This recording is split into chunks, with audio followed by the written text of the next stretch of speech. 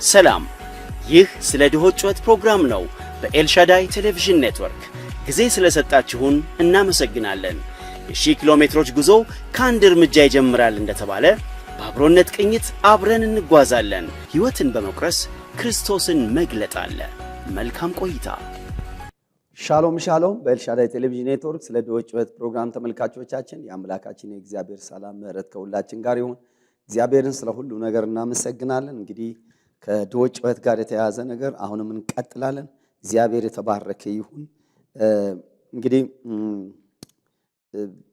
አማኝና ጾምን አብረን እንመለከታለን እና አማኝና ጿሚ ናችሁ ብዬ ጥያቄ ማንሳት ፈልጋለሁ። ዛሬ ከማካፈል ጋር በተያያዘ መልኩ እንግዲህ አሁንም ሉቃስ ወንጌል ምዕራፍ 3ን ስንመለከት ምን እናድርግ ስሉ ሁለት ልብስ ያለው ያካፍል ነው ያለው። እንግዲህ በዋናነት መጽሐፍ ቅዱሳዊ መሰረቶችን የክርስትና ማዕከልን ስናይ ማካፈል እንድናካፍል ነው፣ እንድንረዳ አይደለም። መርዳትን ሳይሆን ማካፈልን ነው የሚያሳየው። ባለፈው እንዳነሳሁት እዚህ ሊረዱ ሊያካፍሉ የተዘጋጁ እንዲሆኑ ምከራቸው ይላል። ሰዎችን በተለያየ መልኩ አስተሳሰባቸው ላይ መርዳት መደገፍ እንችላለን። ግን ስለ መስጠት ስናስብ ማካፈል ነው የሚጠይቀው፣ ሼሪንግ ነው የሚጠይቀው እንጂ ሳፖርት አይደለም። እነኚህ ማካፈል አስተሳሰቦች በጣም በየጊዜው ልናነሳቸውና የአስተሳሰብ ለውጦች እንዲኖሩ መስራት የሚገባን እውነታዎች ናቸው። ይሄ ማካፈል የሚባለው ነገር በጣም ሁላችንም ልናስብ የሚገባ ለሰው ረዳው፣ አገዝኩኝ፣ በእኛ ቤተ ክርስቲያን ተረድቶ ያደገ ነው፣ በእኛ ማህበረሰብ ሲያደገ ነው፣ ረድቼው ነው፣ ተረጂ ነው አድርገን ሰዎችን ሞራላቸውን የሚነካ አስተሳሰብን በሰው ውስጥ የሚያሰርጽ ነገሮችን በጣም አንዱ ማስተካከል የሚገባን የተሐድሶ ድምፅ አንዱ መሆን አለበት። ማካፈል እኩል ያደርጋል። መጥምቁ ዮሐንስ መጣ ሁለት ያለው ያካፍል ነው ያለው፣ ይርዳ አላለም። እና ማካፈል እኩል ነው የሚያደርገው። በጣም ማሰብ አለበት። እኩል ያደርጋል ተካፋዩን፣ አካፋዩን፣ ሰጪውና ተቀባዩን። ስለዚህ ማሰብ ያስፈልጋል። መርዳት ግን እርዱ ብሎ መነሻ ቢሆን እርዳታ ተረጂና ረጂ ይፈጥራል። ሁለት መደቦችን ይፈጥራል። ተረጂ ረጂ የሚባል በሰው መካከል ልዩነትን ይፈጥራል። እና ማካፈል ግን ባልንጀርነትን ይፈጥራል። ባልንጀራዬ ማን ነው? ባልንጀራን ነው። ባልንጀራዬ ነው ማካፈለው። ልብሴን ባካፍል ደስ ብሎ ሰው መልበስ አለበት። አሁን የለበስኩትን ልብስ ለባልንጀራዬ ብሰጠው ወንድሙ ነው ያካፈልኩት፣ ሌላ ሰው አካፍሎኝ ቢሆን ደስ ብሎኝ መልበስ ይገባል። ባልንጀርነትን የሚያሳየው በመጀመሪያ ባልንጀርነትን ያሳያል። ባልንጀርነትን ማሰብ መቻል አለብን። መርዳት ግን የበታችነትና የበላይነትን ያሰፍናል። እና ለሄ ለሰዎች በጎ ስራ በመስራት ህይወት ውስጥም ልንጠነቀቅ የሚገባን በተለያየ መልኩ ግብረሰናይ ድርጅቶችን በመፍጠርም ገንዘቦቻችን ለድሆች፣ ለአረጋውያን፣ ለተለያዩ ችግር ውስጥ ላሉ ሰዎች ስናካፍልም ግን ረጂዎች አድርገን ራሳችን መቁጠር የለብንም። እግዚአብሔር የረዳን ሰው ነን፣ እንዲሁም ተረጂዎቹ እኛ ነን። እግዚአብሔር የረዳን ሰዎች ነን የምናካፍለው። ስለዚህ ረጂዎችን ሳይሆን በእግዚአብሔር የተረዱ ግን አካፋዮችን ነው በትውልድ መካከል ማሰልጠን ያለብን፣ ማዘጋጀት ያለብን። ከዚህ አንጻር ትውልዱን ማሰብ የሚገባው ማወቅ የሚገባው እውነታ ቢኖር ይሄ የመርዳትን እና የማገዝን አስተሳሰብ ውስጥ ግን ሊካፈል የሚገባው እውነት የማካፈልን ሐሳብ። ስለዚህ በምናካፍላቸውና በምንሰጣቸው ሰዎች ላይ የበላይ እንደሆንን አያደርግንም።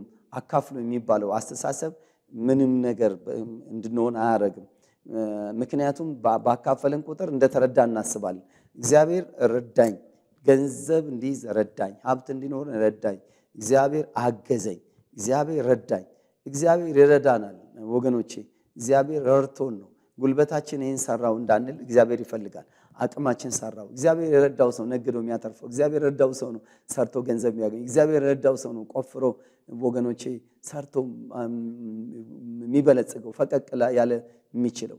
ስለዚህ የእግዚአብሔርን እርዳታ ላይ የተደገፈ ሰው የእግዚአብሔር እርዳታ ላይ የተደገፈ ሰው በሚያልፍ ባለጠግነት ላይ ተስፋ አያደርግም። በሚያልፍ ሀብት ላይ ተስፋ አያደርግም። ባበለጸገው በእግዚአብሔር ላይ ተስፋ ያደርጋል። ከዛ የተነሳ ማንነቱ ትሁት የተሞላ በትህትና የተሞላ ነው የሚሆነው። ስለዚህ በትህትና የተሞሉ ማካፈላቸው ወገኖቼ ከሌሎች ከድሆች የተለዩ እንደሆኑ አድርገው የሚኮሩ በመመጻደቅና በኩራት ድሃን እየተጸየፉ ለድሃ መስጠት የድሃ ሽታ ሳይፈልጉ ድሃ የሚገባበት ቤት ውስጥ መግባት ሳንፈልግ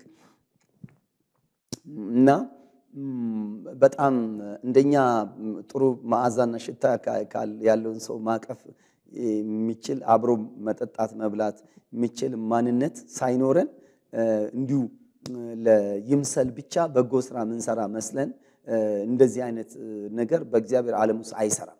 እግዚአብሔር ልብን ኩላሊትን የሚመዝን አምላክ ነው። እግዚአብሔር ውስጣችን ያያል።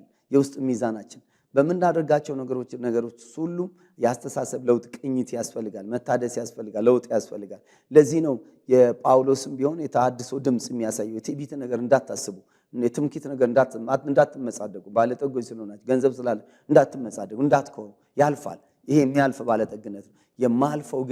የማያልፈው ግን መልካም መሰረት የሚሆነውን መዝገብ መሰብሰብ ነው። መዝገባቸውን በሰማይ አከማቸው፣ በሰማይ ማከማቸት ነው። መጽሐፍ ቅዱስ ለድሃ የሚሰጥ እግዚአብሔር ያበድራል፣ መልሶ በጎነትን ያደርጋል። ለድሃ ቸርነት የሚያደርግ ለድሃ ቸርነትን ባደረግን ቁጥር መዝገብ በሰማይ የምንሰበሰበው መዝገብ ነው። በጎነቱን መልሰው ይቀበላል። ያ የምንቀበለው በጎነት ገንዘብ ብቻ ላይሆን ይችላል፣ ጤና ሊሆን ይችላል ወገኖች፣ የረጅም ዕድሜ ሊሆን ይችላል፣ ሰላም፣ ደስታ፣ ረፍት ሊሆን ይችላል፣ ሞገስ ሊሆን ይችላል። እና ገንዘብ ሞገስ ላይ ሰጠን ይችላል። ግን ቸርነትን ማድረግ በጎ ማድረግ ከእግዚአብሔር ዘንድ የሚመጣው በጎ መልካም ምላሽ ወገኖቼ ሞገስ ሊሆንን ይችላል። ሀብት ሞገስ ይሆናል ብሎ ሰዎች ሊያስቡ ይችላሉ። ለብዙዎች ሀብት ሞገስ ሆናቸው አላየንም። በጣም በሰው ዘንድ ቀላል ሚዛን ያላቸው ባለጠጎች አሉ።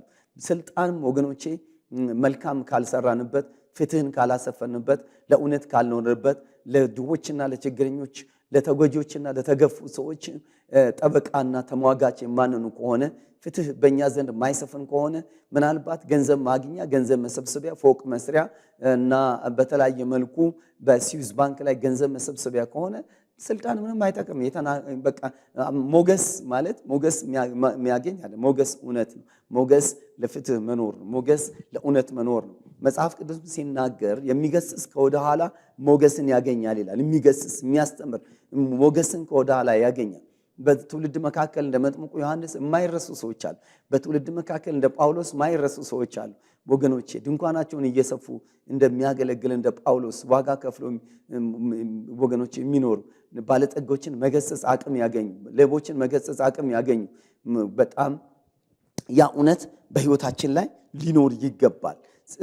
መጽሐፍ ቅዱስ መዝሙር 50 ላይ ሲናገር አንተ የእግዚአብሔርን ሕግ የምትናገር ደግሞ ተግሣጼን ቸል አልክ፣ ቃሎችን ወደ ኋላ ተውክ። ሌባውን ባየ ጊዜ ከሌባው ጋር ትሮጥ ነበር፣ አመንዝራውን ባየ ጊዜ ከአመንዝራው ጋር ትሄድ ነበረ። ደግሞ አንደበትን በሽንገላ ተበተብክ፣ ለእናትህን ልጅ ቁጭ ብለህ ማሰናከያ አኖርክ፣ በሐሜትም እንቅፋት አኖርክ፣ እኔም ዝም አልኩ። ስለዚህም እኔም እንዳንተ እንደሆንኩ ጠረጠርክ ይላል። ስለዚህ እግዚአብሔር አንዳንድ ጊዜ በምንሄድባቸው ከሌባ ጋር ስንሄድ፣ ከአመፀኛ ጋር ስንሄድ፣ አመፀኛ ስናበረታታ፣ ሌባ ስናበረታታ ወገኖቼ በሽንገላ አብረን ሌባውን፣ ዘማዩን፣ በረከሰ መንገድ የሚሄደውን፣ ዘራፊውን፣ ነጣቂውን እያየን እያወቀን ዝም ብሎ በሚመስል ቃል እየሸነገልን የምንኖር ከሆነ ከወደ ኋላ ሞገስን አናገኝም። ምናልባት ጊዜያዊ ሞገስ እናገኝ ይሆናል፣ ጊዜያዊ ገንዘብ እናገኝ ይሆናል፣ ጊዜያዊ ነገር ከሰው ጋር መስለን ለመኖር እንችል ይሆናል። ግን እሱ አይደለም የእግዚአብሔር መንገድ።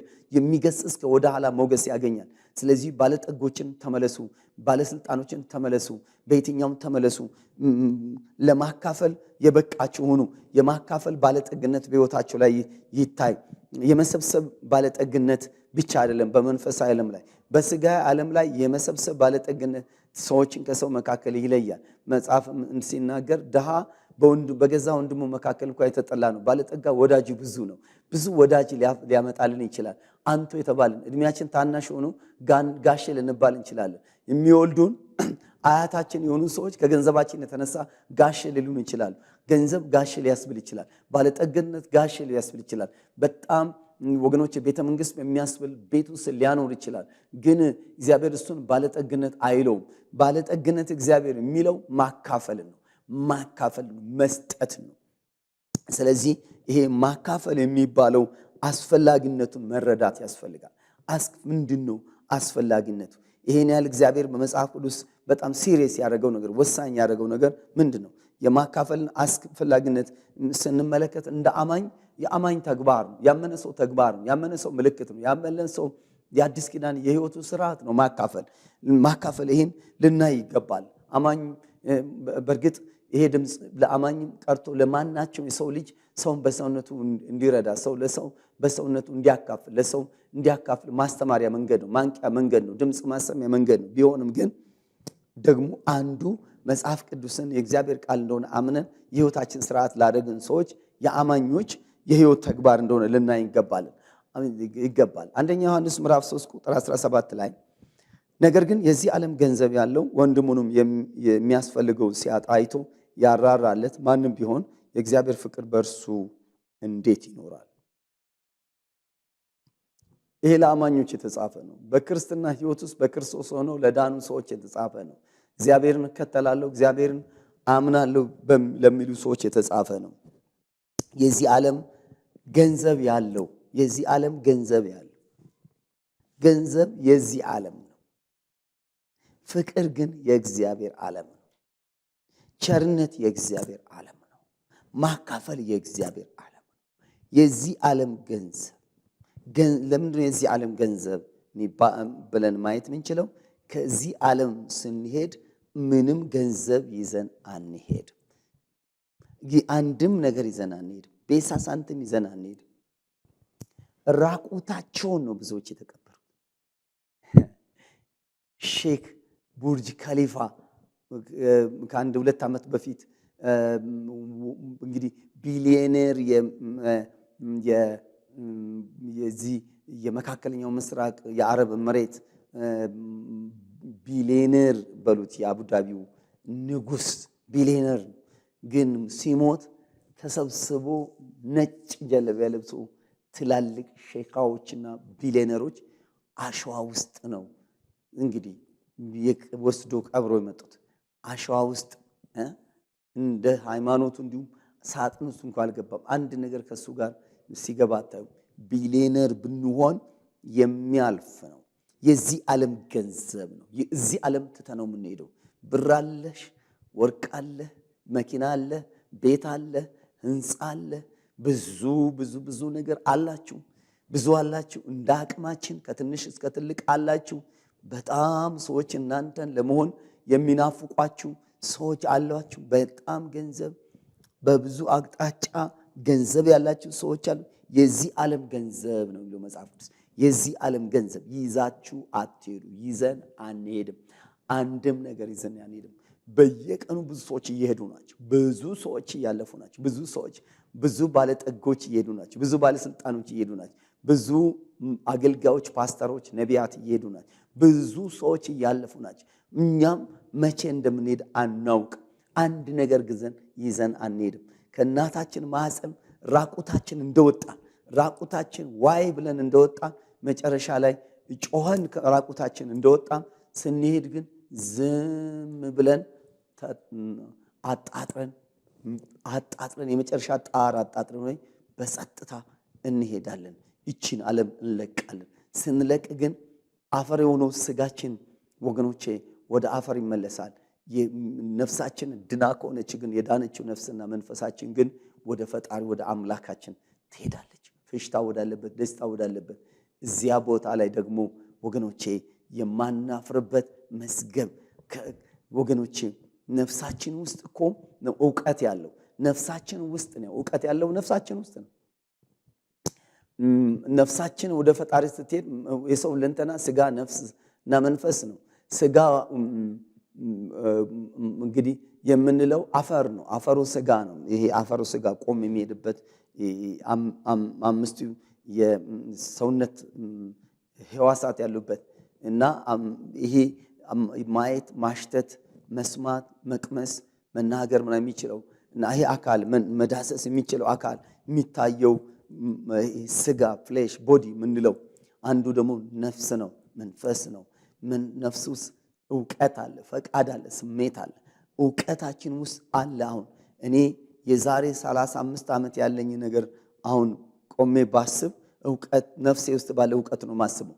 ስለዚህ ነፍሳችን ከስጋ ተለይታ ስትሄድ የእውቀቱ ክፍላችን የእውቀቱ መረጃ ክፍላችን እዚሁ አፈር ላይ የሚቀር አይደለም፣ ይሄዳል። ስለዚህ ክፉ የሰራንባቸው ነገሮችም ከኛ ጋር በእውቀት መረጃ ውስጥ ይሄዳሉ።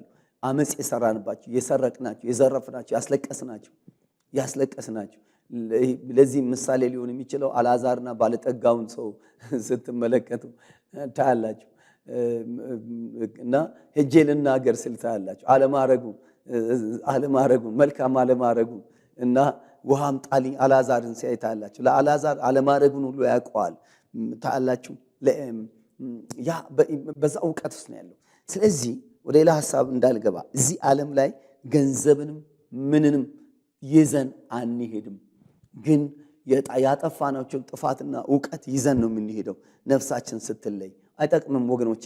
እዛ ግን በዛ እውቀት ውስጥ ማካፈላችን፣ ለሌላው መስጠታችን፣ ሌላው መድረሳችን፣ ሌላው ምስጋና ምክንያት፣ ሌላው እልልታ ምክንያት የሆንባቸውን ጊዜያትን ጭምር መረጃ ይዘን ነው የሚሄደው። ሰማይም ደግሞ ሽልማት እዛ የሚያዘጋጅን ህይወት ነው።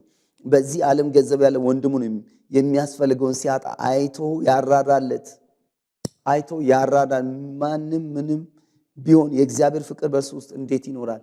የእግዚአብሔር ፍቅር በሰው ውስጥ ሲኖር አንዱ የሚያደርገው ነገር ርኅራኄ ነው። በእግዚአብሔር ፍቅር ሰው ውስጥ ቢኖር የሚታየው ነገር ማካፈል ነው፣ ቸርነት ነው። የእግዚአብሔር ፍቅር በሱ ሲኖር ለሌላው መሳሳት ነው፣ መራራት ነው። ራቁቱን ሆኖ በብርድ የሚሰቃይ ሰው፣ ተርቦ የሚጨነቅ ሰው ስናይ ማድረግ ባንችል እንኳን የእግዚአብሔር ፍቅር ካለን ርኅራኄ ነው የምናካፍለው። አይናችን በትዕቢት አይሞላም፣ አንደበታችን በክፋት አይሞላም። ቢያንስ አንደበታችን ስስ ነው የሚሆነው፣ ንግግራችን ስስ ነው የሚሆነው። ድሃ ስናይ ድሃ ቅስስ ካለ የእግዚአብሔር ፍቅር ካለብን እኛም ከሱ ጋር እሱ ጫማ ውስጥ ገብተን ቅስስን ምንል ምንሰበር ምናዝን ምናለቅስ ይሆናል። ከዛ ውጪ ያለው የምናደርጋቸው ነገሮች ሁሉ ቅስስ ያለ የልባቸው ስብራት፣ የራቁትነታቸው መታረዝ፣ የረሃባቸው ድካም፣ የመታሰራቸው የብዙ ጉስቁልናቸው ነገር እኛን ውስጣችንን ማያሳዝን ከሆነ ለካሜራና ለተለያየ ግብአት ወይም ለምናጠፋቸው ባልተገባ መልኩ ለመጡ ይሄ መኒ ትራፊክ እንደሚባለው ይሄ ያልተገባ የገንዘብ ዝውውራችንን መሸፈኛ መንገድ ነው። ባልተገባ ብዙ ነገር ድሃ የሚረዱ የሚመስሉ ግን ዘራፊዎች፣ ነጣቂዎች ያን የዘረፉበትን ሕሊና ክሳቸውን መሸፈኛ አምጥቶ ዶሮና እንቁላል የሚሰጡ የሆነ ነገር የሚያደርጉ እንደዚህ አይነት ነገር እግዚአብሔር አይከብርም ወገኖቼ፣ አይከብርም። ከንጹህ የሆነ እግዚአብሔር ከሰጠን ነገር ላይ ለድሆች እንድናካፍል የእግዚአብሔር ሐሳብ። ስለዚህ የዚህ ዓለም ያ የእግዚአብሔር ፍቅር በዛ ውስጥ ነው ያለው። አይቶ ያራዳለት ይላል። አይቶ ማየትን የሚያሳይ እንድናይ ይፈልጋል እግዚአብሔር። አይቶ ማራዳለት ወገኖቼ፣ ሁለት አይን እኛ ፊት ቢኖረን በእኛ ፊት ያለውን ጉድፍ ማየት አንችልም። በእኛ ውስጥ ያለውን ጉስቁልና ማየት አንችልም። መስተዋት ጋር መሄድ አለብን። ማየት አንችልም። ሁለት አይን እግዚአብሔር የሰጠን ሌሎችን እንድናይ ነው ወገኖቼ። እዚህ ቦታ ላይ እንደሚናገረው የሚያስፈልገው ሲያጣ ይላል። ያጣውን እንድናይ፣ የለበሰው ልብስ እንድናይ፣ ያረገውን ጫማ እንድናይ፣ ፊቱ በድህነት እና በረሃብ ገርጥቶ ያለውን እንድናይ ነው። የተቸገረ ሰው እንድናይ ነው። አይን የሰጠሽ ለሱ ነው። አይን የሰጠኝ ለሱ ነው። ይሄ ሁለት አይን ለጌጥ አይደለም፣ ለውበት አይደለም፣ አይናማ ተብሎ እንዲዘፈንልሽ አይደለም፣ ወይም የሆነ ነገር አይደለም። እግዚአብሔር አይን የሰጠን እግዚአብሔር እንድናይ። አዎ አይን የሰውነት ሁሉ መብራት ነው መጽሐፍ ቅዱስ የሚለው። አይን ወገኖቼ ከጨለመ ሁሉ ነገር ይጨልማል። እግዚአብሔር ግን አይን የሰጠሽ፣ ንጹህ አይን የሰጠን፣ ጤናማ አይን የሰጠን፣ የሚያይ አይን የሰጠን፣ ሁለት አይን የሰጠን፣ ከሩቅ አጥርቶ የሚያይ አይን የሰጠን ወገኖቼ የእኛን ጉዳይ ብቻ እንድናይ አይደለም። አይቶ ነው የሚለው እንድንራራ ብቻ ሳይሆን ከርራይ በፊት ማየት እንችል። ዙሪያችሁ ማን አለ? ሰፈራችሁ ማን አለ? ጎረቤታችሁ ላይ ማን አለ? ቤተክርስቲያን ውስጥ ማን አለ? ዙሪያችን ማን አለ? ምን አይነት ሰዎች ናቸው ያሉት? ማን ያለው ወገኖቼ ልናይ ይገባል። አጥብቀን ልናይ ይገባል። አይተን ደግሞ ምላሽ መስጠት ይገባል ወገኖቼ።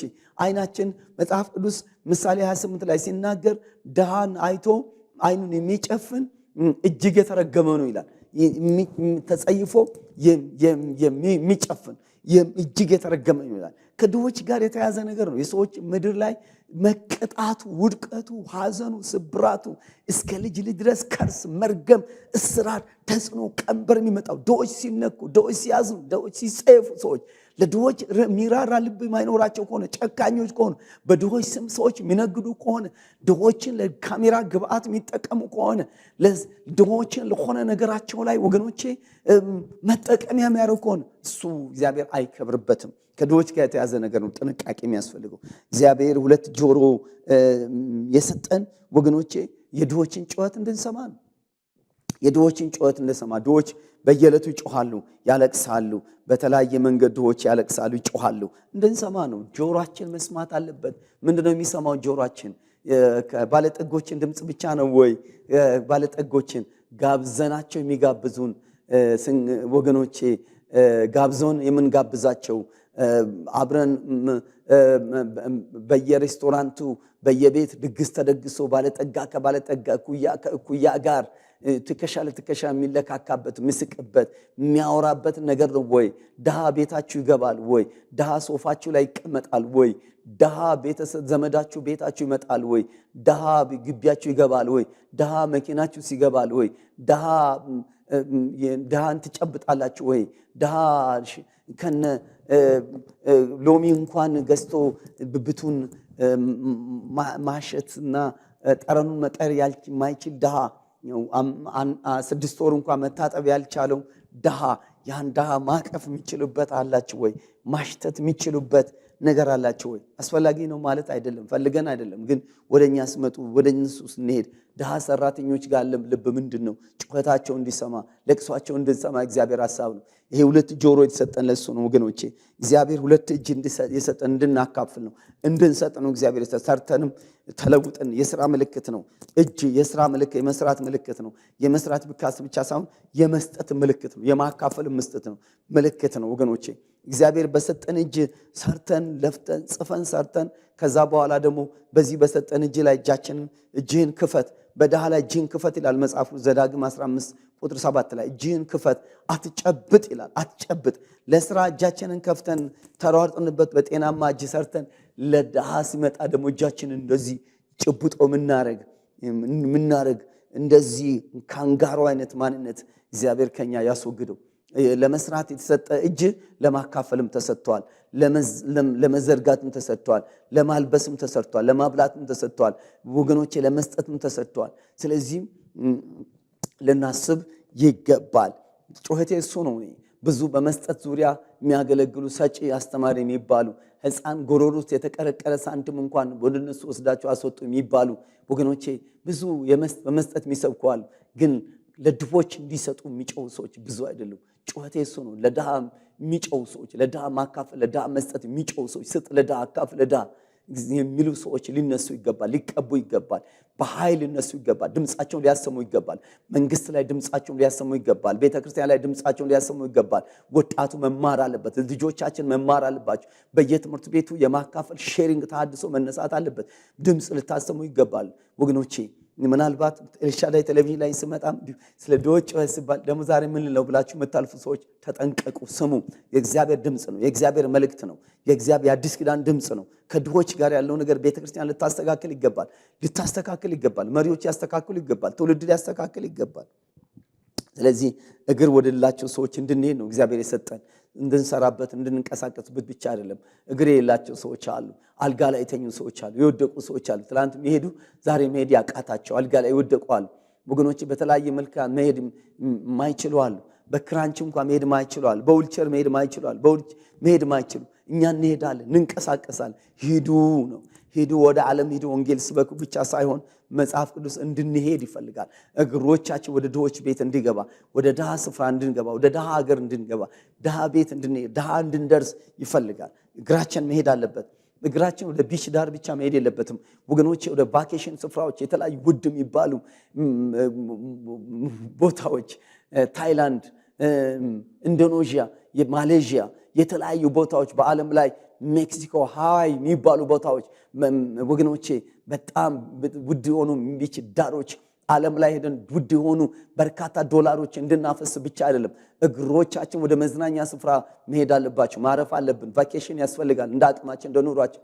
ግን እሱ አይደለም። ከዛ በላይ ወደ ድሆች መንደር፣ ወደ ድሆች ስፍራ፣ ወደ ስደተኞች፣ ወደ መጠለያ ወደ የሚያለቅሱ መሄድ ይገባል። እግሮቻችን ይሄዳሉ ወይ? ተንቀሳቃሽ ናቸው ወይ? ዲያስፖራዎች ስሙ። እግዚአብሔር ያበለጸጋችሁ፣ እግዚአብሔር ጉስቁልናን ከቤታችሁ ከኑሯችሁ ያራቀላችሁ ስሙ። ሂዱ። እግዚአብሔር የሚሄድ እግር ሰጥቷቸዋል። እግዚአብሔር የሚሄድ እግር ነው የሰጠን። እግዚአብሔር የሚሄድ የሚንቀሳቀስ እግር ነው። እግሮቻችሁ ሊሄድ ይገባል፣ ሊንቀሳቀስ ይገባል። ላንሄድ የምንችልባቸው ጊዜያት ይኖራሉ። ዮሐንስ ወንጌል ምዕራፍ 9 ቁጥር 4 ላይ ቀን ሳለ አባቴን ስራ ልሰራ ይገባኛል ጌታ ኢየሱስ እንዳለ እግዚአብሔር ገንዘብ የሰጣችሁ ሰው ቀናችሁ ነው። የማሰሩበት ሌሊት ይመጣል። ሁለት እግር እግዚአብሔር የሰጠን ሰዎች፣ ጤናማ እግር የያዝን ሰዎች ቀናችን ነው። እግዚአብሔር ወደ ድሆች የምንሄድበት ቀናችን ነው። ወደ ችግረኞች የምንሄድበት ይሄ መልካም ቀናችን ነው። ሁለት እጅ ላይሰራ የሚችልበት ቀን ይኖራል። ሄደን የምናካፍልበት የምንሰጥበት ነው። ይሄ አንደበት ድሆች ድምፅ የምናሰማበት፣ ፍትህ የምንጮህበት፣ ጠበቃ የምንሆንበት፣ የምንሟገትበት፣ ፍትህ ምድር ላይ እንዲመጣ ድምፅም ነው እንድንሆንበት ነው። እግዚአብሔር ይህን አንደበት የሰጠን እግዚአብሔር ምግብ እንድንበላበት ብቻ አይደለም ወገኖቼ። በወሬ በሐሜት በሽንገላ ብቻ ኖረን ዋዛ ፈዛዛ የአሮጊቶች ተረት ብቻ አውርተን እንድናልፍበት እግዚአብሔርን አንደበት አልሰጠንም። ይህ አንደበት የሚዘጋበት ቀን አለ። ዛሬ ቀን ስላለ ነው የምናገረው። እግዚአብሔር ቀን ሰጥቶኛል፣ እድል ሰጥቶኛል። አንደበቴን እግዚአብሔር እንድከፍት እግዚአብሔር ጤና ሰጥቶኛል። አእምሮዬን እግዚአብሔር ባርኮኛል። በዚህ አእምሮ መልካም ነገር እንዳስብ፣ መልካም ስራ እንድሰራ፣ መልካም ሰዎች እንዲሰሩ እንድናገር ነው ወገኖቼ። አይናችን የሚከደንበት ጊዜ አለ። የሚከደንበት አንድ አገልጋይ ፓስተር ባለቤት ሰሞኑ ያረፈባት ሴት ስትነግረኝ አይኔ እያየሁት አይኔ ተከደነ፣ መግለጥ አቃተው አለች።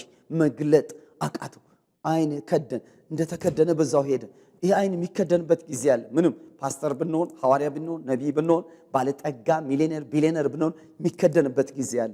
አይናችን ሳይከደን ድሆችን ማየት አለብን። ወንድሙን አይቶ ማይራራ ነው የሚለው ማየት አለብን።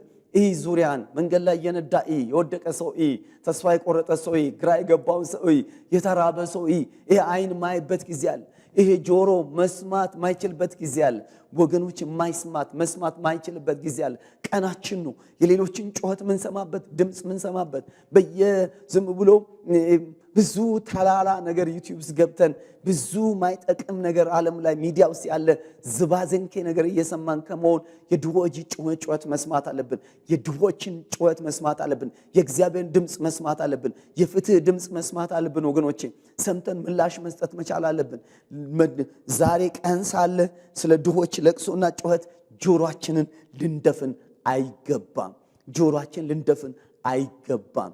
ስለዚህ ወገኖቼ የአማኝ ምልክት ነው። የህይወቱ ስርዓት ነው። እግዚአብሔር የተባረከ ይሁን። እግዚአብሔር የተባረከ ይሁን። ስለዚህ ወገኖቼ እግዚአብሔር አይን ሰጥቶናል። አይን ሰጥቶናል። አይን ሰጥቶናል እግዚአብሔር። ጆሮ ሰጥቶናል እግዚአብሔር። እጅ ሰጥቶናል እግዚአብሔር። እንደ አማኝ ምላሽ እንስጥ። እግዚአብሔር ዘመናችሁን ህይወታችሁን ይባርክ። ኤልሻዳይ ቴሌቪዥን እግዚአብሔር ይባርክ። ሻሎም ሰላም። ይህ ስለ ድሆች ጩኸት ፕሮግራም ነው በኤልሻዳይ ቴሌቪዥን ኔትወርክ። ጊዜ ስለሰጣችሁን እናመሰግናለን። የ1000 ኪሎ ሜትሮች ጉዞ ከአንድ እርምጃ ይጀምራል እንደተባለ በአብሮነት ቅኝት አብረን እንጓዛለን። ሕይወትን በመቁረስ ክርስቶስን መግለጥ አለ። መልካም ቆይታ።